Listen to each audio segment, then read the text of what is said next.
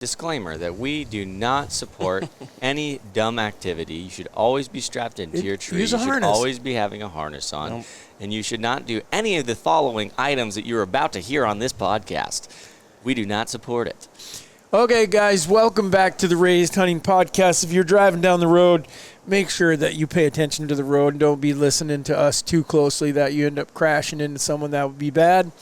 But I'm going to go ahead and apologize just slightly because I only have half of my crew here today. That could get me in trouble because Warren is on vacation and Easton is here. What are you laughing at? Krista just walked through the tripods. That's okay. But we have a special guest here today. Chase Knowles is joining us. We'll introduce Chase fully here in just a minute.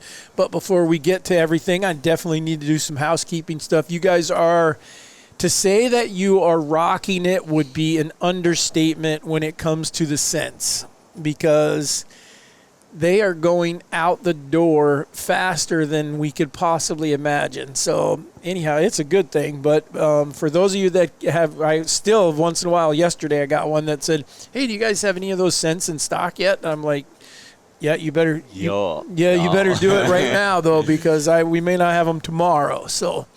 But anyhow, so go to the, we got Raised K9 stuff, we got Knox, we got scents, we got apparel, we got all kinds of stuff. So anyhow, if you guys are interested and we are getting close to the season, what do you guys freaking hand Nick just said that we hit the number, dude. What, dude? 500. No, we're on the way to 500. Nick. 400. Don't give me Gotcha. 500.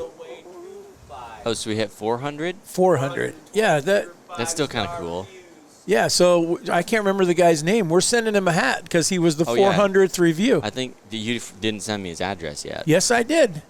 So if you, whoever it was that was the 400th review and you haven't gotten your hat yet, it's his fault because you sent it in and I made sure. You screenshotted his message and sent it to us, and I don't know if you realized it or not, but when I asked for his address, you sent the same screenshot. No, that is not true. Couldn't be. I'm going to try to do what Warren does. 423. We're way over 400. You guys freaking rock. Okay, now I have to go back in and get it again. I have to go find it. So I don't have time right now because we need to talk deer hunting. It's like almost deer season. I think you could tell by our voices that we're kind of excited. You know, it's just that time of year. I mean, like the bucks now, I don't want to say they're... Well, the Bucks are awesome because, and I'm talking about the Tampa Bay Bucks, because I just purchased my tickets because I'm going to a game on December 12th. Chase is making. Don't tell me you're a Kansas City Chiefs fan. No, I'm a Steelers fan. I can deal with that. I used to not like them, but then my best friend likes them too, so I caved a little. Gotcha. Yeah. Anything's better than the Bucks. It's just wrong. I will defend you because the Chiefs are so much worse. I've never met anyone who did not like the Bucks. I mean, they don't care for it, but they're like, it's not their team, but they're not like, ooh, I hate the Bucks. Now, maybe now that Brady was there, I could see them have gathered that made me like haters. him more, and I did not like Brady before. Right. Anyways, we have a couple reviews that I can read here. Last week's was the DNR podcast, and that was an interesting one. And both these guys commented on their comments. And Vega, who we have heard from many times, said, not me driving to Dubuque, listening to the DNR say we have had wintering bears in northeast Iowa, and then realizing that that's where I hunt too. That's unfortunate. Fortunately for you, black bears ain't going to do nothing. Then Lewis said, best comment I've ever heard a DNR representative say. Food plots help reduce depredation on row crops by giving them other food sources. Been trying to convince my farmer-in-laws of this for 20 years. Yeah, so if you guys want a little tip from a DNR standpoint and you're trying to convince the person you have permission... Record it. Well, you could do that too. Yeah, take this. Say, here, the DNR is saying that it'll help you make more money on your row crop, and maybe they'll let you put a food plot in. But maybe not, and I think Chase is about to tell us a little something about that, so we're going to find out. I have a farmer that would absolutely not. I mean, his whole theory is that they come... It brings more deer. It brings more deer here, and that's the last thing that he wants. He's the only farmer that I know that also will not let us shoot a coyote because he wants the coyotes to kill the deer. No, I've got a a permission where he doesn't want us to kill coyotes. He's got sheep and stuff. He said they're at bay right now. The coyotes? Yeah, no, they're not messing with the sheep or anything. Yeah. So he says once one gets killed, they usually get a new leader of the pack, and sometimes it can cause havoc and stuff. I don't know what the truth is behind it, but I mean, that's actually kind of an interesting theory. He's gone a little deeper into it than just.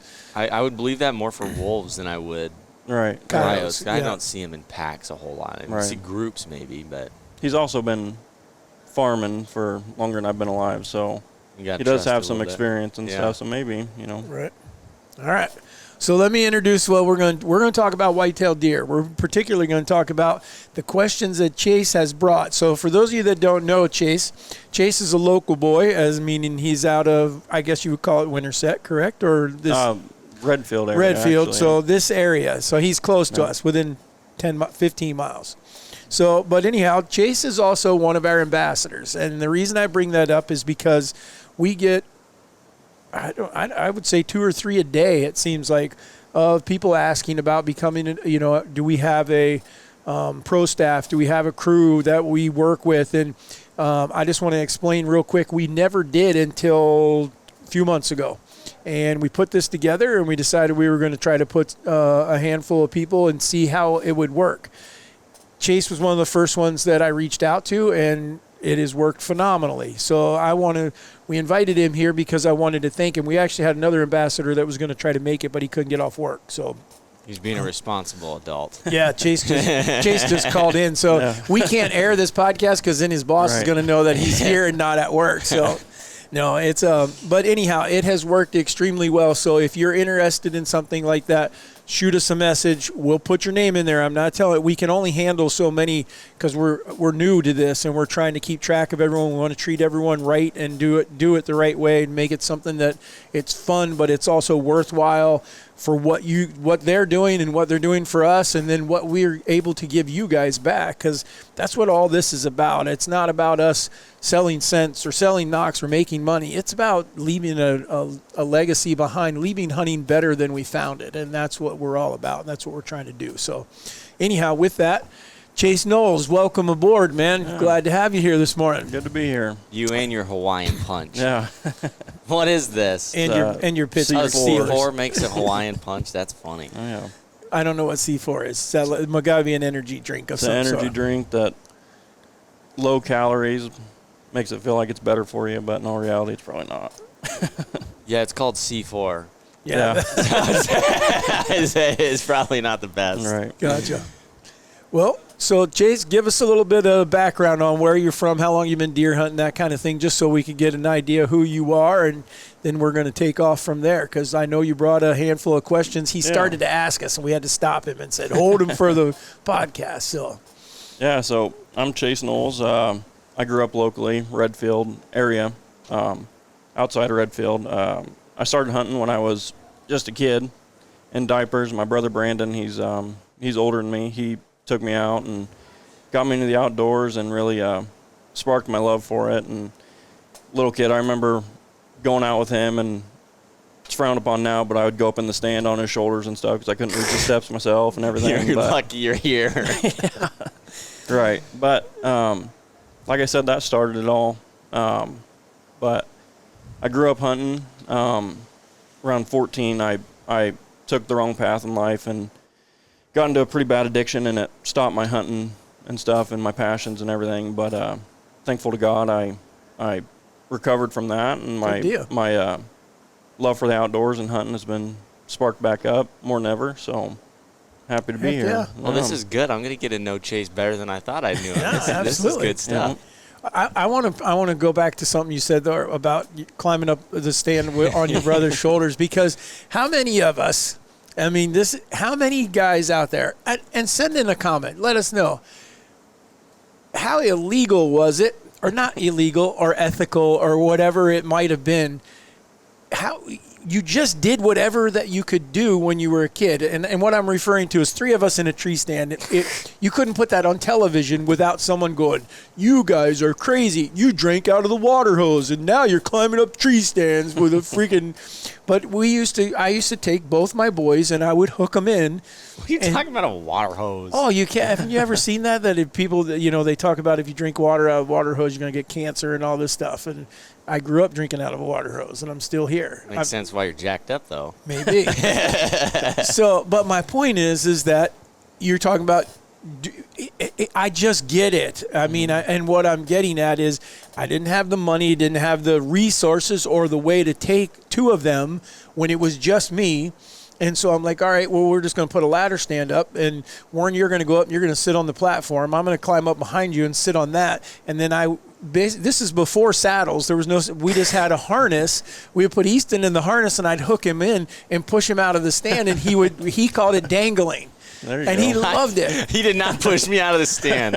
He's making it really, really bad. We actually had enough room for all 3 of us because I was a little scrawny sucker. Right. And then I would ask if I could dangle, which, yeah, that's probably not the greatest dad move out there. But, hey, it was a good experience, and I liked it. So we actually killed a deer. We actually shot a doe one day with 3 of us.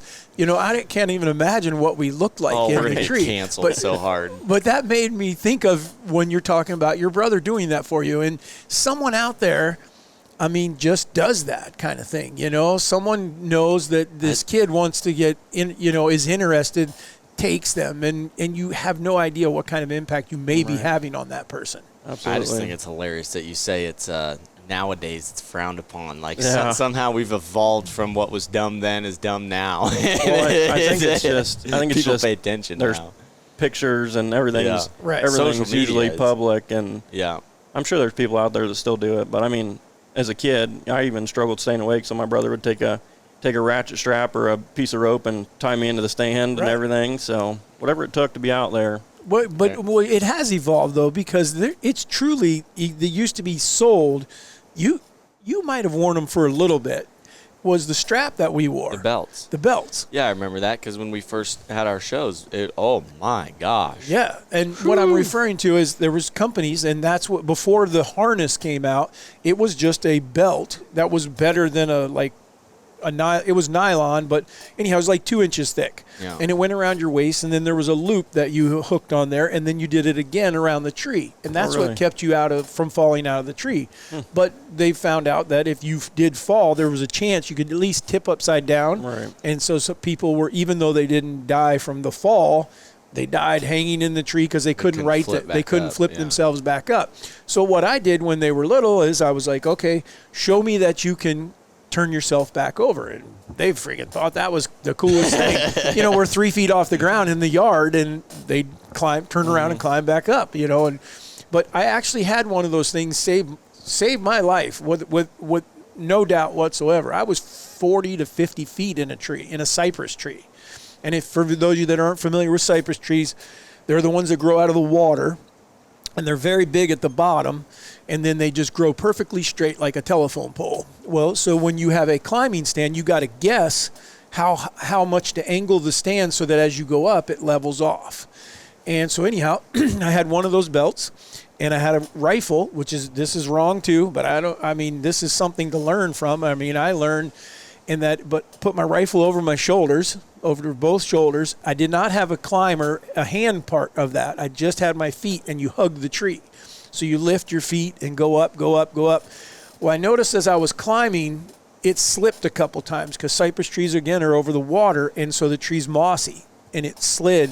And I was like, ooh, I better be careful here, but it didn't stop me. Yeah, so I'm going to keep going 40 feet up. Well, the whole thing was, if I sense. could get way up there, I could see the entire swamp. And I was like, oh, this is it. This is going to be how I'm going to kill that big deer. So I get way the heck up there, and I look down, and I'm like, I'm way up here, So I'm holding onto the tree. I'm like, don't let go yet, and make sure, because the way those worked is you had bungee cords on your stand. That's what your feet are hooked into. And so before I unhooked any of that, I grabbed the belt out of my pocket, threw it around the tree, and I cinched it up on the tree and on my belt. So now I'm in. I'm like, okay, I'm good. So I took my feet out of the rubber straps, And then what you did was you stomped on right where the stand meets the tree. That would put the stand in a bind, and that's how you were secure.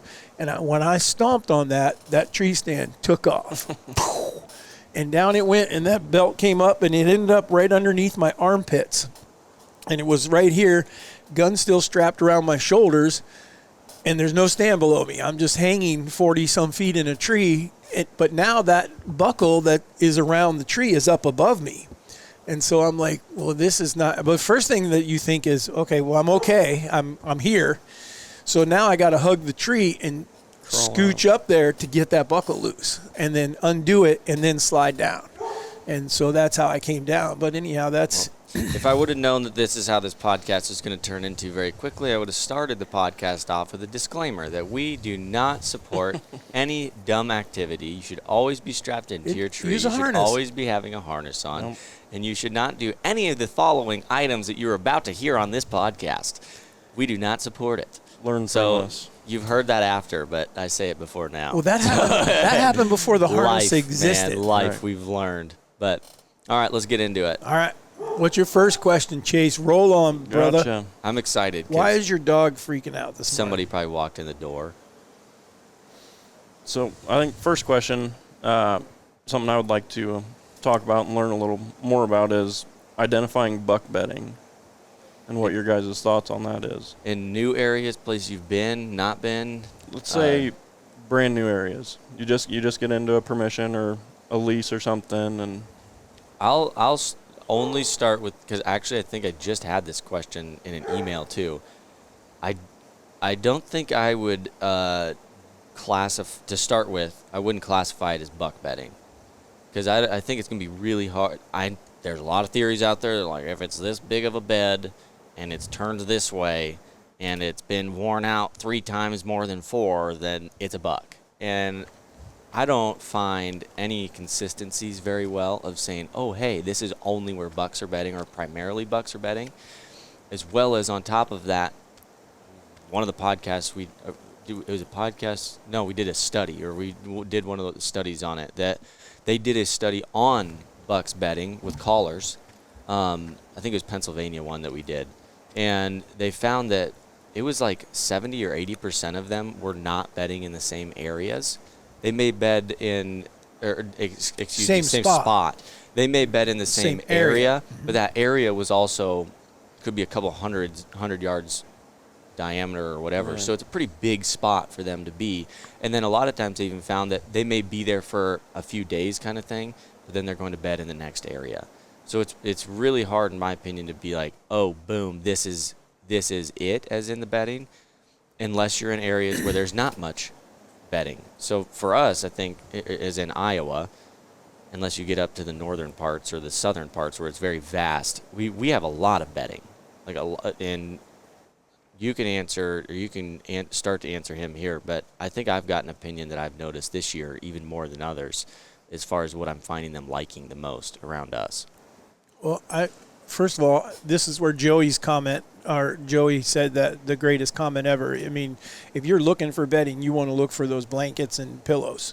I mean, if you can find those, then, and you know, you can tell a boy from a girl. It'd be blue or pink. You're an idiot. But anyhow, no, here's what I would say about bedding, or bucks bedding.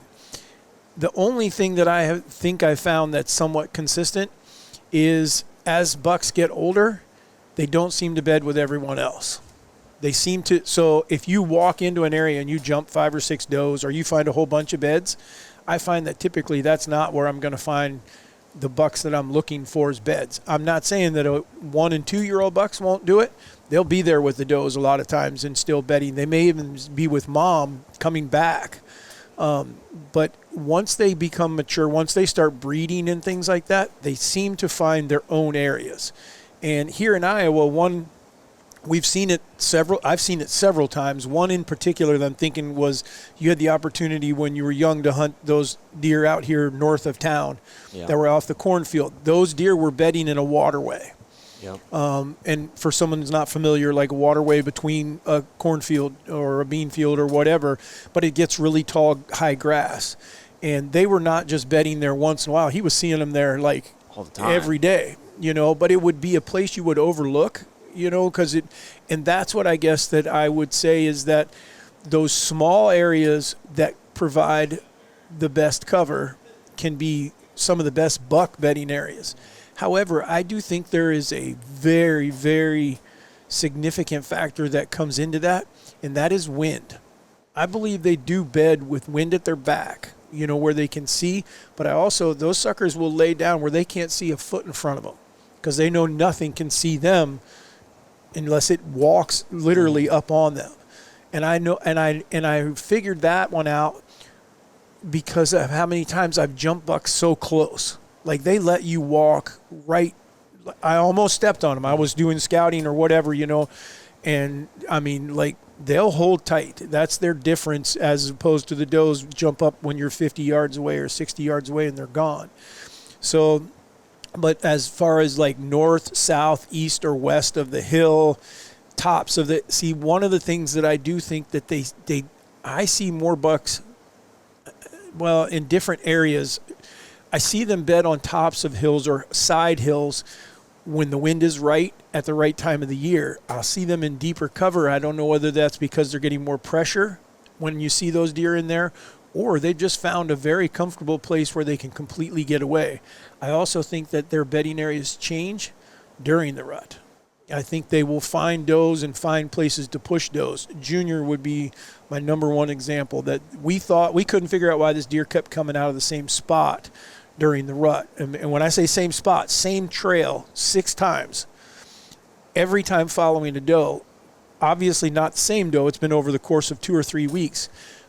Later on, Karen and I ran into him in another spot, and then he ended up back in that same spot the same day where there was 2 of us hunting, and we figured out he was going and finding does and bringing them back to where he wanted them.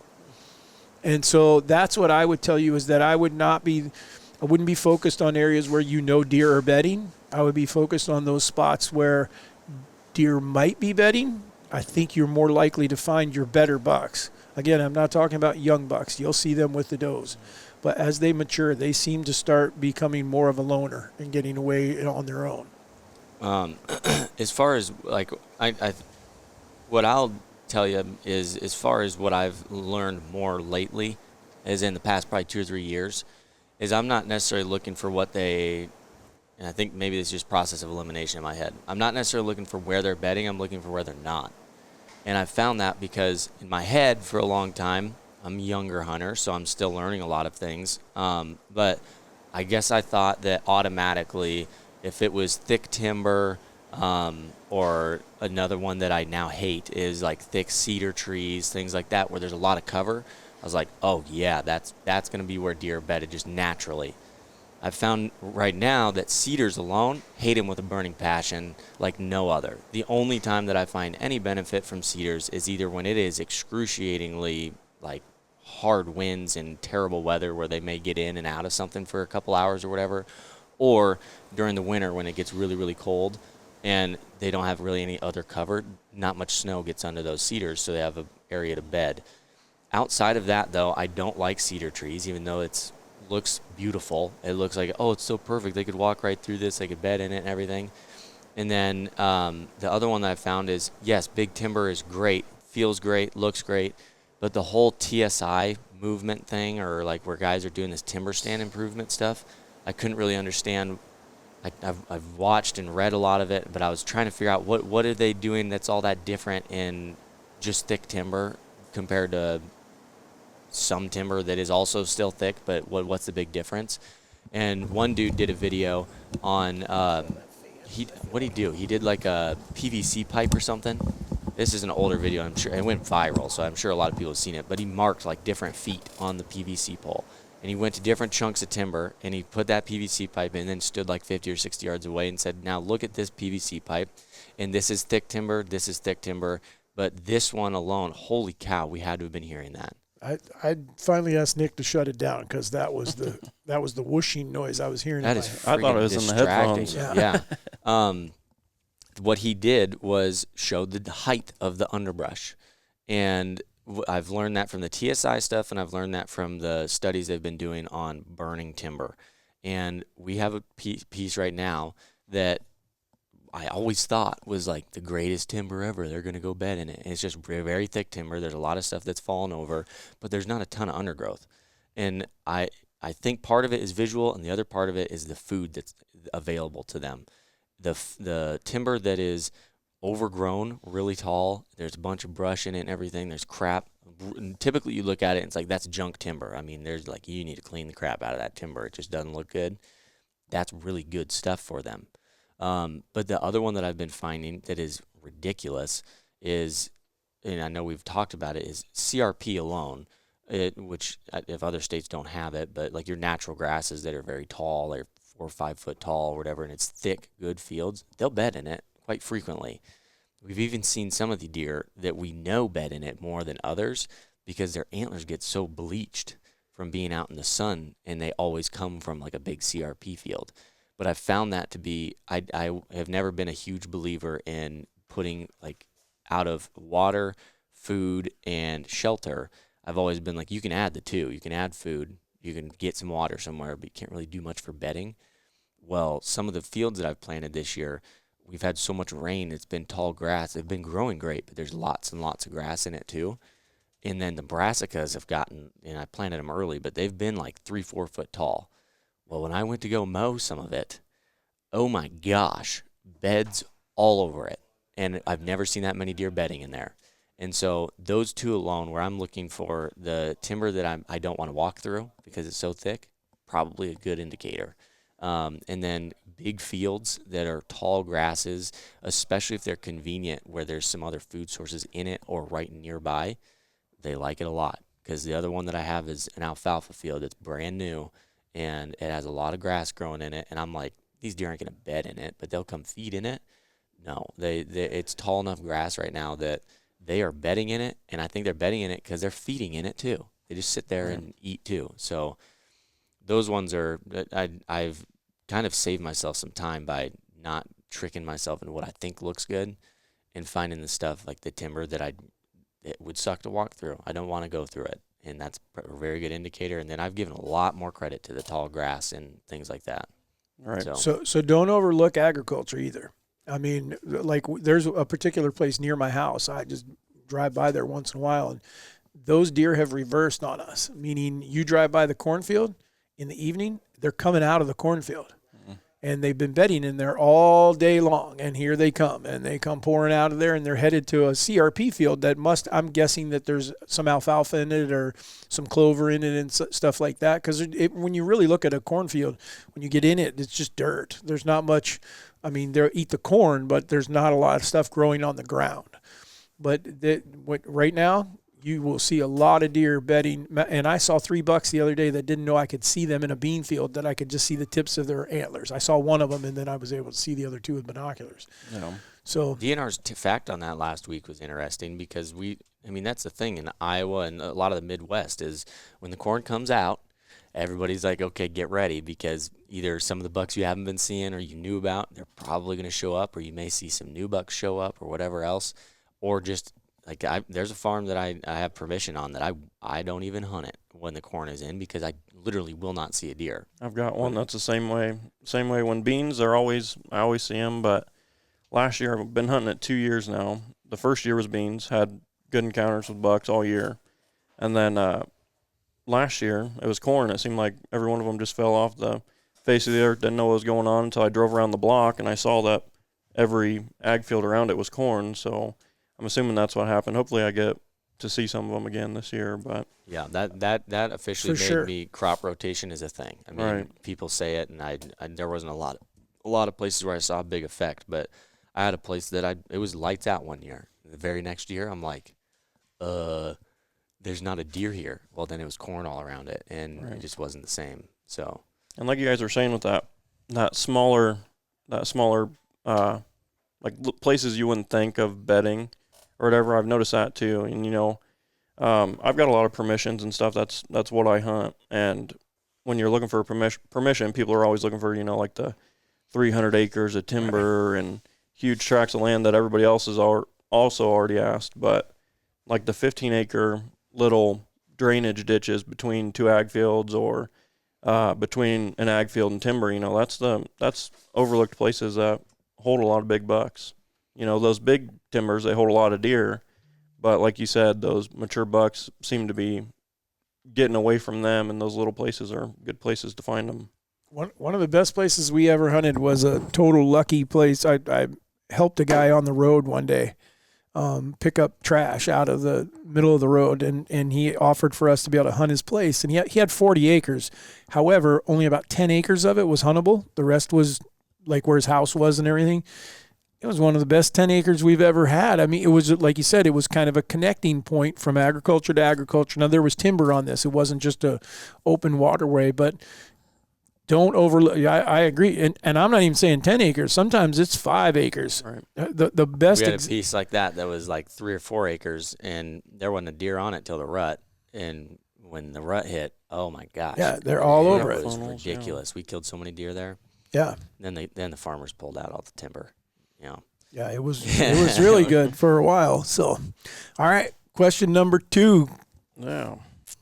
Pre-rut buck patterns. Trying to pattern bucks that are, you know, pre-rut. I love it. Yeah. Yeah, how early do we want to go? Let's go. Like, are we start of October hunting 1st, season though, right? We don't talk about September. Yeah, the hunting season. Okay. Bow opener for us here in Iowa, October 1st. Because if we could hunt deer in September here, I feel like we could kill some big deer. Right. You know, pretty systematically. Yeah. How late into September though do you think? When do they switch? I see it start changing dramatically around the 20th, right after the 20th. Yeah. I don't normally throw dates out, but the only reason I say that is because it seems like every year when I've got trail cameras or whatever in spots that I'm kind of waiting for them to get to it, that around like the 23rd and 24th, I've got a lot of pictures of bucks showing up that had not been there yet. And so to me, that's when they kind of start changing. And I think the first big change, at least here in the Midwest, is that summer pattern and it changes the day they come out of velvet. Those goofy suckers will be in a bean field. I tell everyone, I was like, if you love to deer hunt, you need to make a trip through the Midwest in the summertime one year, just because that's when they're the most visible. And I don't know if it's that the beans are so palatable that they like them at that time or whatever, but the bucks seem to lose their caution and they'll stand in a bean field and you'll get to see them. But you can almost mark the day or the week, the few days when everyone starts dropping their velvet, because the field goes bloop, bloop, bloop, bloop, bloop. There ain't nobody left. You go by and there's 2 does standing out there, and the week before there was 12 bucks and 2 of them were 170. And it's not where we live. It's across the Midwest where there's deer of that caliber that way. So that's the first significant change. And then I agree with Easton. It seems like once that happens, now we'll start to see our rub trees start to pick up. But then we get to like the 20th, and now like scrapes start to show up more often on their own, like the random scrapes, the ones where they're just walking down the edge and they get a little pissed, you know, and they start pawing the ground. They go another 10 yards and do it again. But patterning a deer at that, you know, finding those bucks early in that season, he says he hates it. I still think that I'm going to go as in early. I think all of us though, like that the week before the rut hits, that's the window that I really feel like a guy has the best chance to tag one of these bucks. In theory, that doesn't work for me. Yeah, well, ever. Well, because, I mean, even though that you get that, I mean, they just become somewhat habitual to a scrape. They'll return to it, but that doesn't mean they're always going to return to it in daylight hours. We've tried, and that's where I love to tell people, yeah, we've got it all figured out. We don't. I mean, because there's a deer that just won't do it. I mean, sometimes they'll show up in daylight, and then the next time that's two nights in a row. You could bump them going in. They could wind you. You might not, and that's our biggest problem. I think that's probably the number one factor. You get a deer all figured out. You got everything that you're banking on. And whether it's an east wind you need or a west wind, you don't get it. For the 3 or 4 day window when you need to be there, you can't go get in your stand. And there's no way to have a stand, or not that I have found, 360 degrees around there so you could hunt it with any wind and know you're not going to jack it up. So everything has to come together to be able to do that. But I do think that early October is tough because they're not doing anything systematically. I still feel like they're on a feed pattern, but not a feed pattern in the agriculture fields, so they're not visible. So I think you focus on white oak acorns and things like that in the timber, and then a lot of times you'll catch a good buck going to or from that food source. But again, I know a lot of people that don't even hunt mornings. They believe that just evenings, to try to stay out of them. We still hunt mornings, but I spend a lot of that time of the year because I do think those first 2 weeks of October, I think, are really tough. Unless you got a really good line on something. Unless you got a really good line on one. So we'll do some of our doe management during that time. I will say, though, and it's kind of a different opinion, maybe a little bit. This comes into when you're looking at specific deer, or really if you have the opportunity to hunting a specific deer that from year to year. It's a little different when it comes to just hunting a specific caliber of deer. But I've found that if I am going to do something where I'm trying to predict what they're going to do early in the year, I am not using what I think they're doing at that moment. And what I mean is I may have trail camera pictures. I may have seen them. I may have seen them doing whatever. But if I'm going to base any information off of it, if I know what that deer did the year previous, that's what I'm basing it off of. It's very odd, and not all of them do it, but you will see many times that some of these deer, you'll see them start to show up on it, especially if you have cameras in relative locations from year to year. And you'll see them show up sometimes on the same freaking day that they did the year previous, and they came to the same spot, or they came and did the same thing, or they came to that scrape on October 16th or whatever it is. And that is what I'm using more than I am like, okay, I've seen him for 3 days now, and I think he's going to do this, that, or the other. It's very hard for me to predict what they're going to do ahead of what they're going to do. Right. Versus what I've seen them do in years previous. There's multiple deer I could name that we've seen them literally on the same day or within 2 or 3 days come to the same scrape from the year previous, or even multiple years. And so outside of just patterning them the year in your real time, that's where remembering or having good organization on some of your photos and things like that you could go back and look and say, okay, this deer was here on the 1st, here on the 3rd, and here on the 10th, or something like that. That last year I tried it and I failed miserably. But I think it was because we had one big factor, and that was the year previous, we had a lot more food around than what we did last year. And I literally sat in one stand because it just happened to be the right wind the entire week of the time that he came through that scrape. Now, the issue we found was that just the deer in general weren't coming through that area, so we didn't even end up seeing him. But now this year, the deer's still doing the same thing. We've already seen him doing some of the same patterns and stuff that he did for the past 2 years now. But the difference is we've got a ton of food again.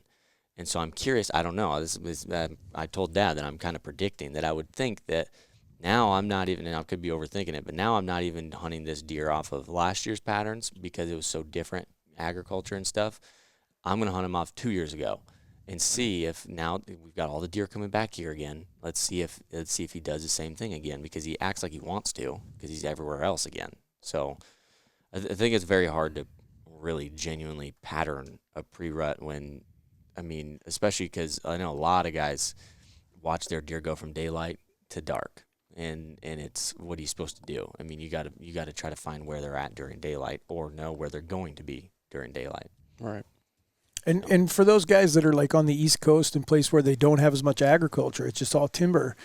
You really got to understand your deer as far as what they're eating and what they're eating within the trees and that kind of thing, because persimmon trees and apple trees, crabapple trees, and natural types of, fruit-bearing trees and nut-bearing trees and things like that are out there, are going to change those deer's pattern. But Easton's on to something, I believe.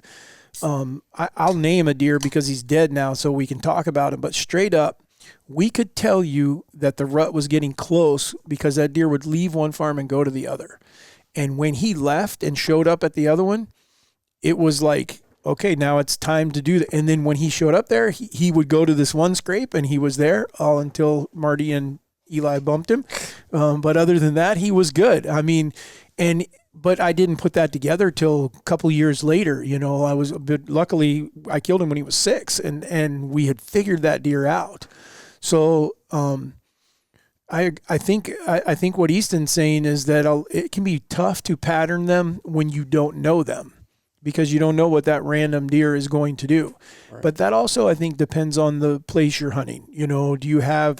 Is there pressure? Is there agriculture? Because sometimes pressure can be something that moves the deer too. I know someone who hunts next to a bird.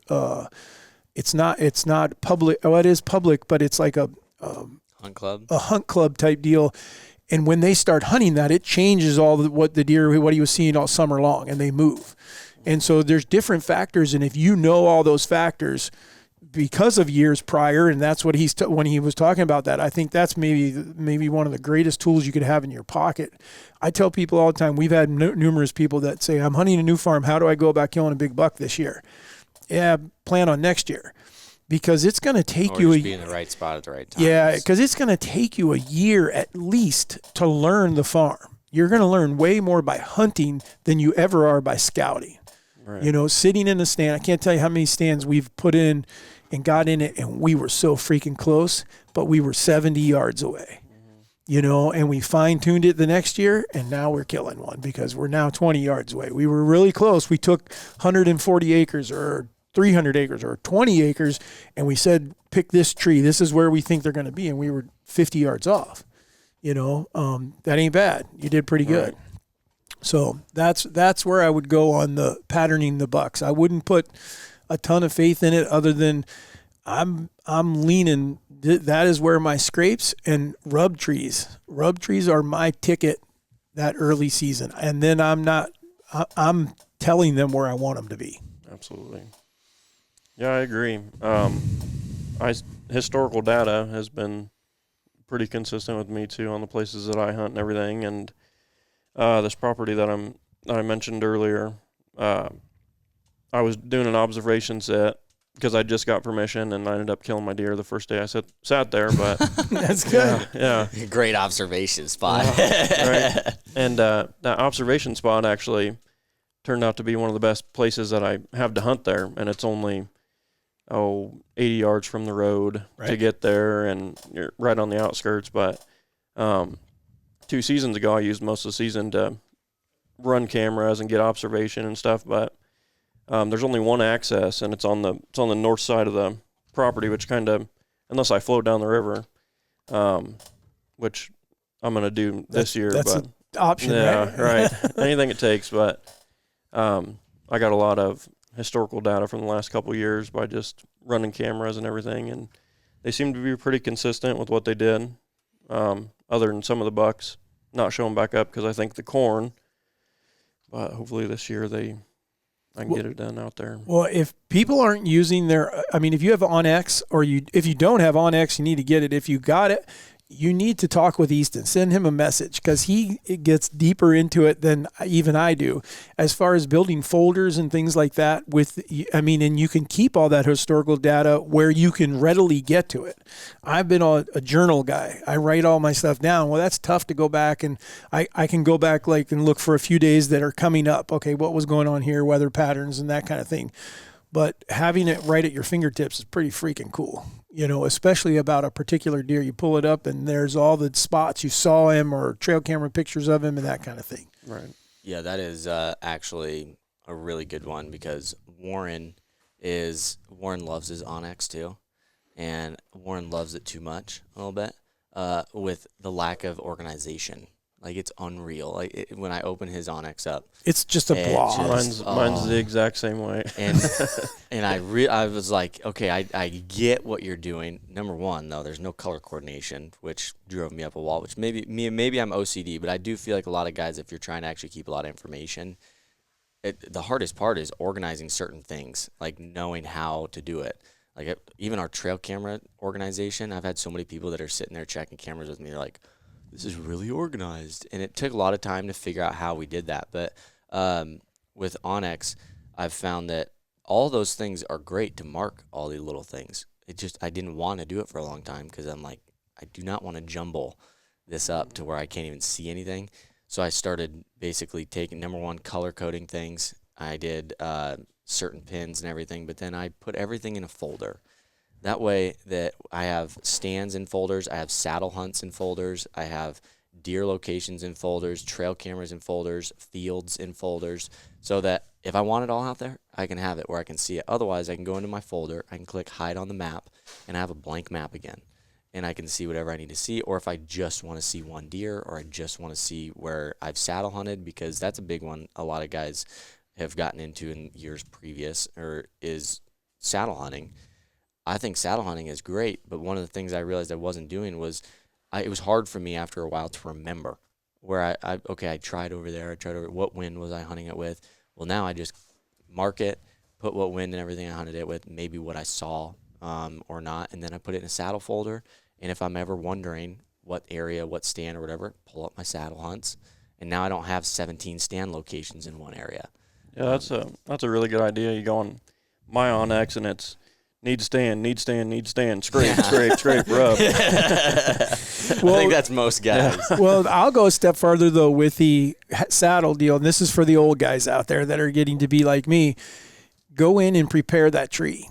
You know, go in or you'll mark the ones that you already hunted that are like, meaning if you just had to cut a couple small limbs to get where you needed to go, or you left limbs or whatever, but you can have that tree ready so that when you show up that morning and you got to throw some sticks on there or whatever, or if you got the time and the money, throw a couple sticks in that, and that's all that are in that tree. If you're on private ground or something like that, where you just climb up the sticks and you're in. You know, so there's ways you can also, because I'll get probably, 15 or 20 guys that will reach out to me through the hunting season because of my age and say, are you really hunting out of a saddle, and how are you doing that? How does that work? And it's pretty good. I've never shot a deer out of one yet. I've run the camera out of it. I don't know if my shoulders are going to let me shoot out. I was going to try this year because we're going to Kentucky, and I think we might be saddling some there. I think I can. But I want to practice it for sure. This will be my first year saddle hunting. I went and got one, and I thought about doing the route with the sticks that you carry sticks or whatever. But I think I'm gonna trim my sets and just put your steps on the tree and everything. Right. So I just have ready sets. But then I might also get some sticks just so I have like a run and gun set up. But I hung my stands in my saddle the other day, just like get the feel for it. It's the first time I've ever been in a tree with it, and it's going to take some getting used to, I think. Especially I'm a bigger guy, you know, so it's not extremely comfortable, but I don't have a platform yet, so I was just had my knees on the tree and standing on the top of my sticks. The platform will change what you think of the saddle. Really? It really will. If you have the right, and make sure you got the right platform. Yeah. Bigger or smaller? I do bigger. Here's what, I don't know if anybody really remembers it because it was very short-lived, but we had started to do some climbing sticks a few years back, and they were freaking awesome. I love them. I still use them, but we discontinued them because it was so difficult for us to sell to that market because everybody is so gung-ho on their weight, the size of it, it was like astronomical how detailed everybody gets in that is really into saddle hunting. And I never really understood it because I don't give a crap. Like, if I can fit it on my pack and I can carry everything in one go, I don't care if it's too heavy. I don't care if it's the right equipment, that's what I'm going to take. Right. And so for a little bit there, I was trying the small platforms. I've tried even like the Hawk one, that they made one that goes on top of one of the sticks that's literally like that big. It's probably maybe a foot wide by like 6-7 inches deep, and it goes on one of the sticks. I was like, oh, that'd be great. I'll carry 3 sticks with that on top. I don't need my platform or anything. It was awful. It was so uncomfortable. I couldn't do anything with it, and I threw it in the trash. And then I eventually caved, and now I have a heavier stick setup because I can get up the tree really well, really comfortably, really easily. And then I have a way bigger platform because it is way easier to set up. It's super nice. It's super solid, and it gives me the ability to have better footing because even though there's all these people that when they're saddle hunting, it is a preference, but a lot of them make it seem like you want to be leaned away from the tree and being able to shoot every direction you want. I'll do that if I have to, and I practice that way. Preferably, though, if I set myself up right where I know the deer are coming in a certain area or whatever, I should be able to stand up straight up on that platform and shoot like I normally would out of a normal stand. And that's how the vast majority of the deer I've killed out of them, I think I've only shot 1 or 2 where I've been like leaned away from the tree or whatever, like actually in a saddle position. Other than that, I've been able to have them coming by and I'm standing right up against the tree facing it, or I can flip and I'm standing straight away from it and be able to shoot. So in my opinion, a big platform, as long as it's not something freaking ridiculous, if it's to the point where you might as well just carry a hang-on, you might as well carry a hang-on. But the one I have now is the Arsenal, isn't it? Yeah, and it's all of us. I would tell you, it's freaking legit. Yeah, I mean, it is. There's only one downside to that platform, and it's the cost. But oh my gosh, out of all the ones that we've used, and I've gone the cheap routes. I've bought them off the marketplace. I've tried all kinds of different ones, and it is freaking nuts. It is big, but it's super light, and it bites like nothing I've ever seen. Yeah, you can like lean from the side of it, because like trying to lean around, especially with a camera when you're trying to get around the tree or whatever. And like sometimes they want to push one way or the other, and it doesn't move. I mean, It is rock solid. And like he said, the one thing that I love the rope. It's a rope that goes around, and then it just kind of weaves in between the thing, and then pull down on it, and that's what cinches it. It's just so solid and so simple. There's no buckles and stuff like that. It's really, really easy, and so then it goes on your pack very, very simply because it is light, even though it's that solid. So it's a hell of a stand. Yeah, it is nice. Yeah, see, like especially like I'm just getting into like filming my hunts and stuff too. So that stuff's heavy, and I'm going in by myself usually, so that stuff's heavy. Plus sticks, if I wanted to go the stick route and the platform and stuff. I've seen some cool packs and everything that are good for that, but that's also what I'm worried about because I don't want to be carrying hundreds of pounds in by myself, so just smaller would be lighter. I should weigh usually. mine and see what it is, because I've done it multiple times where I actually thought we normally have one of us filming each other or Nick's with us filming us or whatever else, but there's been a couple times where I'm like, I don't even want to go hunt right now because I'm going to film myself and it's going to be in a saddle and I have way too much stuff. And I said, screw it. And I tried it. And it was actually shocking that it wasn't that bad. And again, I am not the dude that's trying to cut weight on anything. So I literally took everything I wanted to take. My biggest tip is plan for carry. Like don't try to make it where you have to put everything on your pack. That's kind of excessive, or finding the perfect pack. I have we were using the Code of Silence pack, and I was very surprised. I really, really like it because it doesn't have the organization that I would like, but it has all the room I would like, and it's very comfortable. But I can put everything in there, and I plan to carry my bow and to carry my sticks. Other than that, the camera goes in the pack, the arm goes in the pack, the strap, my saddle, unless I'm wearing it. Everything else I need goes in my pack. And then when I get to the stand or to the tree that I'm going to, then I set my stuff down. I've got all organized to be able to do it. But I've not found great luck in trying to find something where I can have all of what I like and stack it all on my pack and just be carrying my bow or whatever. Gotcha. I carry those two together, and the rest goes organized in my pack, and I've got it all. And it's my setup right now. I love it, and it took me 3 years to finally, because I gave up on saddle hunting the very first year I tried it. So don't give up on it, because I was ready to throw it in the trash and freaking get rid of it. I'm like, these people that are doing it are nuts, because I just could not find the right setups. So it's out there, but you got to try different things. Do you walk in with your saddle on? No, I do. I used to. Yeah, I do. I cinch mine on. He does not. Gotcha. Yeah, I used to, and then I just kind of got tired of it because a lot of times when I am going somewhere where I don't know necessarily where I'm going to go yet, I don't want to deal with all the crap strapped to me. Right. And a lot of times, now the saddle I'm using now doesn't have all the excessive buckles and stuff on it. It was louder, because I didn't buckle everything, so it's like clink clink, and hits this, hits that, and stuff. So I just throw it in my pack. I think it's a lot easier and a lot more comfortable, but.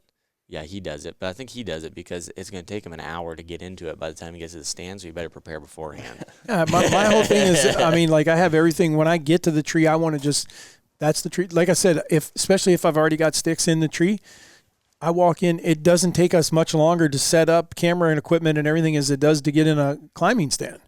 If you practice going in, climb up the tree, if you're comfortable when you step off there and onto your platform and stuff like that, you're done.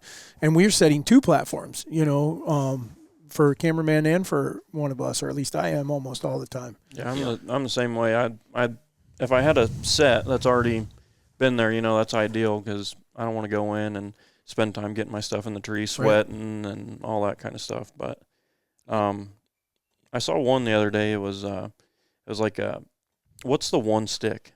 The one stick? Run. What's that? Run. Okay. Yeah, I'm gonna have all kinds of crap for it, but run. But it's a method. It's not necessarily. Someone's not selling one now called the one stick, are they? There's all kinds of them using one stick. I know, but it's the method. Yeah. If you want to sweat, go for it. I mean. Oh, really? And if you want to feel like a monkey, go for it. I mean, the guys that do it, I'm actually kind of impressed with, but I don't find that to be that ideal. To me shows that you just haven't found the right stick setup that you're happy with or that you like.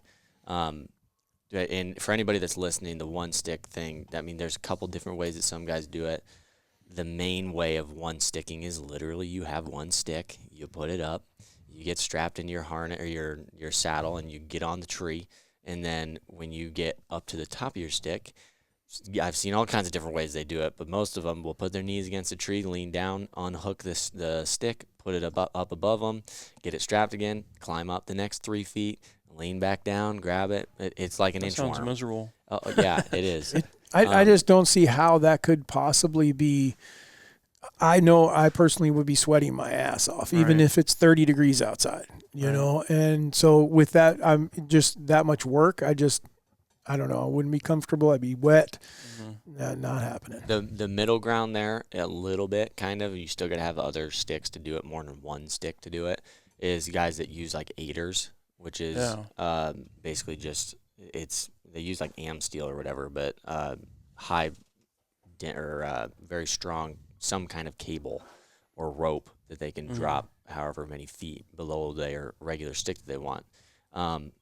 Be careful is all I got to say. I mean, I get it. You're getting out of a 16-inch stick or a 18-inch or whatever it is, or even smaller, and you put a 12-inch aider on it or something, you now have 24, 36 inches, whatever it is, which is beneficial because then you don't have to carry as much. But it's also, you got to be careful. Like, I've seen a lot of dudes that have done like their DIY stuff that I'm like, oh my gosh, I'm just waiting for that knot to break. Like, that is terrifying. Do something that you know cannot come undone, because even though you're strapped in, it ain't going to be fun when you go. Right. But ideally, I did transmission line clearance for quite a while, and I mean, I can get up trees pretty quick, and tree spikes, and I've heard of some people doing that, but unfortunately, most of my places are permissions and stuff. I don't want to go gaffing trees and tearing them up and stuff, but I think if you had a property, that'd be a pretty quick way to get up. Well, I think the other thing about that, though, because I've heard some guys talking about that, and to me it sounds actually kind of, I mean, I don't know if I care to do it, but watching the guys that do climbing the telephone poles and stuff is pretty impressive. I think you can't really get away with much with limbs, though, could you? Like, if you go just climb right around it. Right. How you get your rope around it and stuff. You know, stop for a second. And when you're doing tree work, you're supposed to have be tied in twice. Yeah. Always, especially like if you're switching. So if you get up to a limb or something, you have your one rope around the bottom. Yeah. You take your second rope off, put it above your branches, hook in, then you unhook your safety rope, and then you can keep climbing up. Howard Evans was doing this 35 years ago. A buddy of mine in Arkansas. He had went and bought. Now they make them for trees, not just because the ones for telephone poles and the ones for trees are different, because there's bark on a tree and there's not bark on the angle of them, and the angle of them.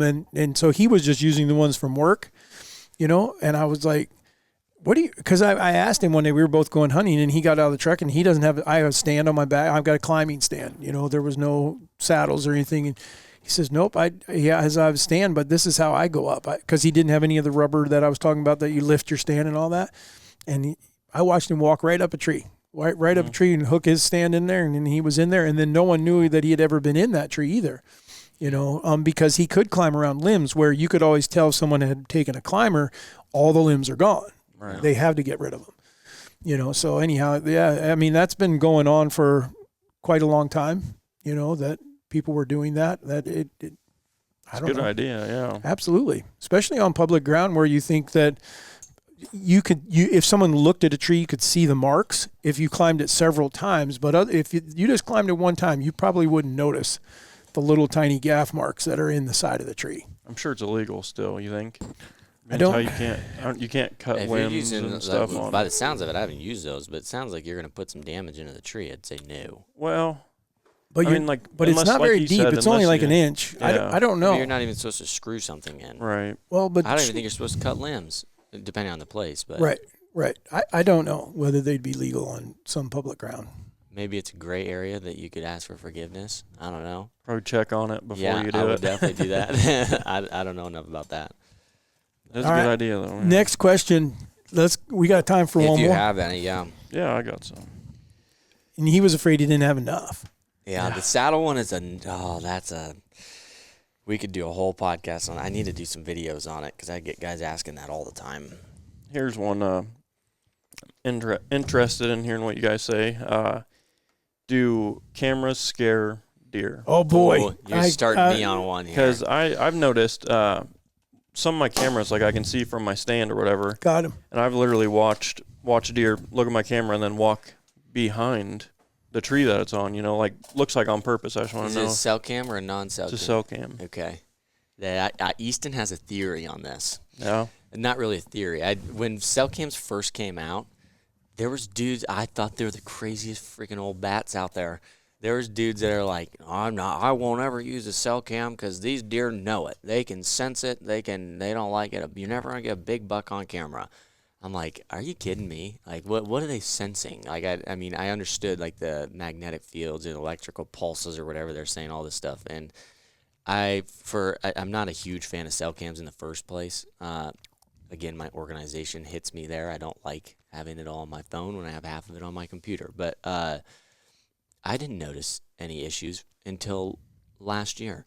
I was using cell cams, and granted, I only have like 3 or 4 of them. And I would still have bucks come up to them and stuff. And, I mean, some would look at it, but I wasn't like, whatever.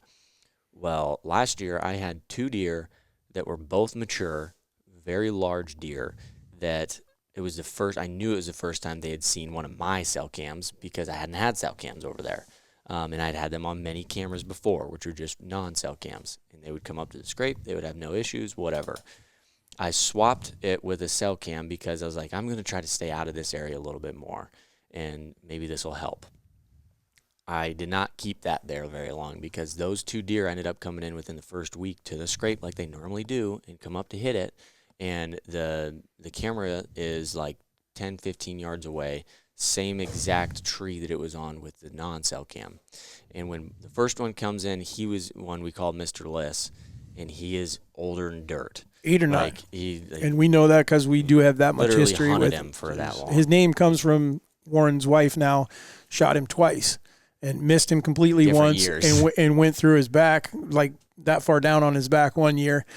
And so anyhow, so his name is Mr. Liss for Alyssa. So Nice. he comes up to the scrape, and he starts to put his head up, and right when he starts to put his head up, whips his head over to the camera and takes off running.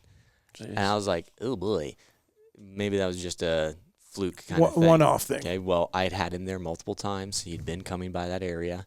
Well, he doesn't come back. Another buck comes in that I think this one, he was only 4.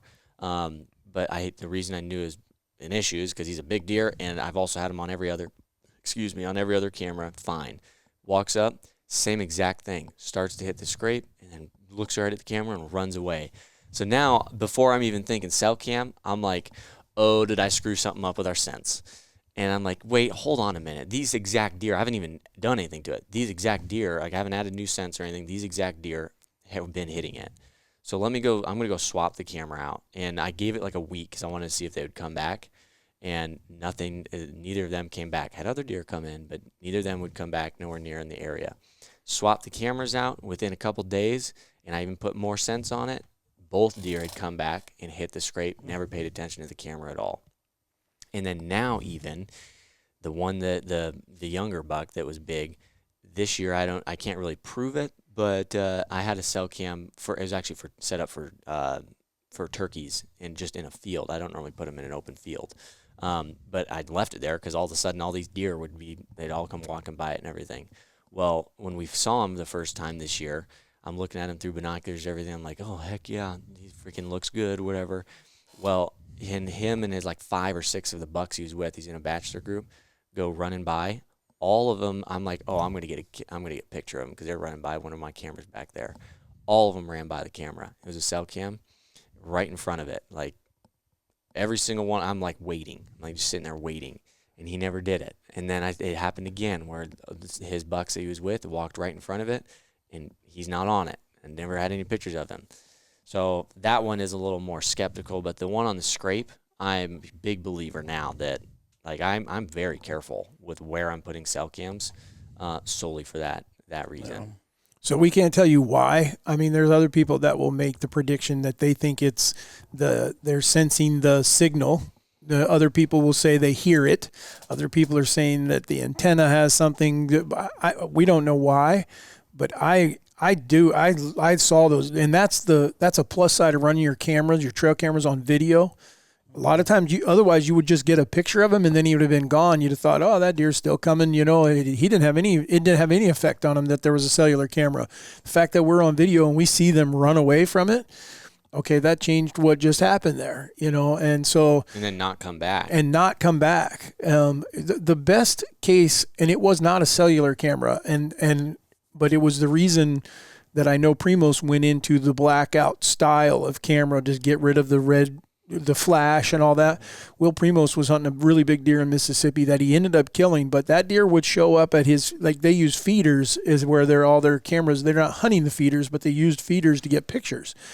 And that deer, he got one picture of that deer anytime that he showed up at a feeder, and then he'd never get another picture of that deer at that feeder. He would get one picture, the deer would see the camera, and he was gone, and he wouldn't come back. And then so Will would hopefully get him on a different feeder, put a camera there, know, okay, he's still there. But anyhow, he talked about the fact that deer knew those cameras were there, and he did not like them. But other deer don't care, it seems like. But the cellular camera does seem to have an effect on those 2 particular deer. Nobody could argue. You could look at all the evidence that Easton had and be able to say, they didn't care about the normal camera, but they cared about the cellular camera. There was nothing else that could have changed their reaction. I believe it. Yeah. So, and when he told me about that Will Primo story when I came into the office, like, not happy when I got those videos. I'm like, boys, we got an issue. And I started showing him, and Warren's all skeptical, and Dad's like, oh, that actually makes sense. And he started telling me the Will story. And that specific deer, the 4-year-old or whatever, I didn't know. I couldn't figure out why he was doing it. But I mean, I was doing everything I could. I was moving cameras left and right to try to figure out where he's not, because I could get him on camera, but I couldn't figure out. Couldn't get close to him. I don't know. I would always get him at night too. So I was moving my cameras left and right, and some of the time I would set a scrape. Some of the time I was just like, I'm putting it on trail, and let's see if he comes by this one. Every time, I think I did it three times. Every time I moved that camera and set a scrape, it was nuts, actually. Within 12 hours, on the dot, both times, or all 3 times, was 12 hours from when I set the scrape to when he comes walking up to come check it out. All 3 times, came up, didn't even, like, he's got his, you can tell he's sniffing, and then he stops, and he's looking right at where the camera is, and then just turns around and walks away. And I'm like, gosh, I can't get this freaking thing to hit one of my scrapes. Well, then I have him on scrapes that I've put the scents on with non-cell cams, and it's no issue. Right. But then when he told me that story, I'm like, okay, maybe this sucker, those were all cell cams every single time. It was one time he'd never come back. And I was like, okay, well, this gave me zero information. It told me he's there, but it didn't tell me he ain't coming back. So, right. Yeah. But the information you got now says you put a regular camera on it, and you'll probably get him multiple times, and he'll keep coming. So. I believe it. Yeah, like I said, I've seen it firsthand. Deer just skirt around the back of them. When I'd get pictures of them before, and then hunting, you can literally see, like, they'll look at it, and then they'll walk behind my post that's on. So yeah, I believe it, no doubt. I know a lot of guys will argue the same thing with regular cameras, not necessarily that they care, but they'll look at it and stuff, or they don't like it. And I have found that this year I have one camera that I put out that I normally if I put a solar panel out or something like that, it's a little bit higher up or whatever, and I don't feel like it's in their field of view. I have one that the only way I could get any sunlight to it, because all the overbrush and stuff was right below the camera. I've got every freaking deer that comes up to that scrape. They come up to it, they start to hit it, and then they look over. And I'm like, are they looking at the camera or what? And then every one of them is looking to the side of the camera, and it's the solar panel's right there. And for a little bit there, they would get nervous and be like, nah, I don't like that. I left it because I was like, we'll just see if they really care or not. They've gotten used to it now. They're like, oh, whatever. But I mean, you can distinctly see in the video. They literally look over, and every one of them specifically looking at a spot, and that's exactly where the solar panel was. So some of the dudes that are saying hide your camera and everything, I mean, there's some validity to it. Well, if they're doing that, I mean, I wonder if it's something to do with like the power rather than like signal or something. Did you say Warren Warren has a theory on it? Warren thinks I'm kind of crazy. Because Warren, he's all in on cellular cameras. He's just going to stick them wherever, and he doesn't care whether deer see them, don't see them, or what. If there's no deer on there, then the deer aren't there. You know, if there's deer there, and he won't believe that. Okay, maybe they're still there, but they're walking around your cellular camera. No, that is not happening. So we give him crap because he's really good at cheater hunting, cams. But he is also a lazy hunter. He doesn't like to do his scouting much and keeping it. The whole cell cam thing, though, I mean, in theory, it's all great. I mean, staying out of an area, still get information, all that. But if it comes at a deficit of the deer not even coming in front of it, I'm good. I will do a schedule. I go like once a month, check my cameras. But now I do wish that I just did a video the other day. I wish somebody would come out with, and I think there's a couple, but they're just not prominent. I wish a company would come out with, for non-cell cameras, just a large battery pack that I can put on my non-cell cams, put them out in the woods, like Tacticam just came out with their battery belt or whatever. That thing's legit. I haven't used it yet, but I want to use it. But I want them to come out with something like that for a non-cell cam that I can just leave a camera there as long as my card is going to fill up, not going to fill up. Right. I can know that in a month it's going to be good. Still good. Yeah. Right. So. Well, I'm checking mine every 7 or 10 days because otherwise, by the time I get the information a month later, it may be too late. So, right. Well, not necessarily this time of year. I would say you can go farther apart, but when we start getting close to hunting season, I'm checking them once a week. Just on your way to your stand, or you make time to just go pull cards? I'll make time to go pull cards, especially because sometimes, especially if I'm on a deer or whatever, or maybe like we're doe hunting or whatever, and I know I'm not going to go in that farm, I'll go to that farm in the middle of the day. These guys know it. I'm on a mule. I got the dogs with me. I'm talking. I'm taking the camera guy with me. We are chatting the whole time. We're not sneaking around trying to get to the cameras without anyone knowing that we're there, because then we are a predator at that point. Right now, we're just farmers. I will warn you. Yeah, whatever. Okay, because I know what you do is in your area works. It works. And I think it's because all the places he's at is typically there is a lot of activity there as far as we're on a tractor doing something, we're doing something in a field, or the farmer next to us is doing something. Like there's always people there or farmers there, so they're used to it. I took David's theory to the next level on a place that I had permission where nobody went into. And I'm like, okay, if he's right, then I'm just going to make sure I'm here all the time, and they're going to get used to it. I'm going to keep the four-wheeler running all the deer time. It was the worst year I ever had of hunting. No. Now, there could have been other reasons, but I truly believe that unless you're in an area where it is like that, where he's got a lot of human activity in general, try to stay out of it. Like, just leave it be, because eventually it does wear off on them. And I'm not a believer that you go bump a deer once and they're gone forever, but I am a believer that if you do it 10 times, eventually there's like, screw this, I'm going to go somewhere where I'm safer. So, yeah. Awesome. Did we answer almost all your questions, Chase? Yeah. Well, yeah, quite a few of them. We got to get done because those mangoes look really good, and I'm ready to eat more. I just had one, and that was good. Yeah, that's why you don't set them in front of your face. No, I was going to have some, but I didn't want to keep chomping in people's ears. We appreciate that. All right. Anything else? Oh, wacky fact. I was going to. I wanted to make so just so you know that we've started a new trend. We've now decided after we Easton brought it up to the DNR folks. If you're coming on our podcast, you have to bring your own wacky fact. And Chase was listening. So first thing he says when he came in today, he says, I got a bunch of questions and I brought a wacky fact. And I was like, oh, heck yeah. So we're going to let him do his wacky fact before we do anything else. So, in 1929, a pair of scientists at Princeton University wanted to test how the auditory nerve perceives sound. Their test subject was a heavily sedated but alive cat. The scientists, Ernest Weaver and Charles Bray, cut out part of its brain and attached one end to a telephone wire to the auditory nerve and the other end to the receiver. When Bray said something in the cat's ears, Weaver could hear him through a receiver in a soundproof room. Those guys are morbid. That is awful. Oh my gosh. Okay, before I give you a green or a red, what was the point in this? Like, why? It was just a wacky fact. It didn't No, say not that. the fact. Why were they doing this? To see how like how the auditory nerve like in your body how you works. relate to hearing something. Okay. Like so no they can electronics or understand anything. They hearing a just hooked a line to the nerve in the cat's brain. Yeah. And then went to a different room and they could hear it. Okay. Yeah. Poor cat, but that's pretty good. I mean, highly sedated cat, but still alive. but still alive, but they cut part of its brain out. Yeah, it's dead now. I can tell you that much.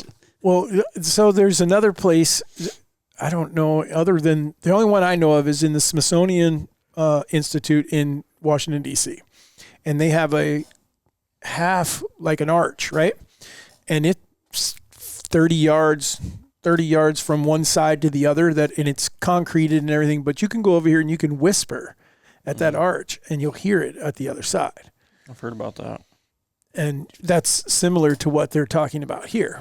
No. Oh, They didn't have to cut a cat's. Oh, that's what I'm saying. You could have done the same kind of. There's a different route. Yeah, a different way of doing that. So, but that's pretty cool. Did you have any other wacky facts today? I did not do any Not today. the wacky fact. Yeah, I just judge you guys. So that's it on the wacky facts. That's Chase's wacky fact that he's out there killing cats. So, Nice. or supporting that. All right, guys. Well, we are going to get out of here because I hear it thundering again. So it's getting ready to rain again. If you guys haven't found those big deer, you need to find Ray Scent so you can find them. If you guys have not shot your arrows, been able to see them, you need our Knox. And the canine line is out there for all you guys that have dogs, whether you're using your dog for hunting or a sporting dog, whether just hanging around the house. There's all kinds of stuff that we have on the Ray's Canine line that can help your dog, and it's all natural. So you can't overdose them. You can give them as much as they want. They could eat the whole thing, and it ain't going to hurt them. They might be heavily sedated for a little while, but it's not going to hurt them. Yeah. But other than that, we sure appreciate you guys tuning in. We're at 423, if I remember hearing him correctly, so we're headed to 500 on the reviews. You guys are awesome. We appreciate you guys. Thanks for tuning in to the Raised Hunting Podcast, and we will see you next week.